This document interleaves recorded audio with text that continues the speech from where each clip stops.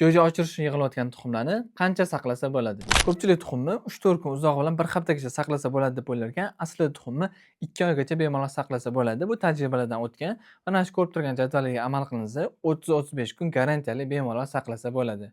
Jadval nima deyapti? Agar 22 gradusdan 27 gradusgacha saqlansa, 40-60% namlikda tuxum 6-7 kun yaxshi turib beradi. Agar 18 gradusdan 22 gradus oralig'ida saqlansa, 40-55% namlik bilan.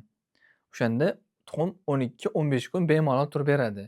Agar tuxum 12 gradusdan 18 gradus oralig'ida saqlansa, 40-55% namlik bilan tuxum 25-30 kun bemalol turib beradi.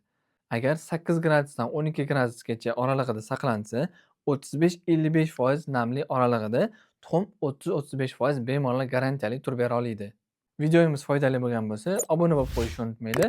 Bu videoni 3-4 kun tuxum yig'ib turib, nechta bo'lsa ham bostirib yuborgan tanishlarga jo'natib qo'yinglar, foydali bo'ladi.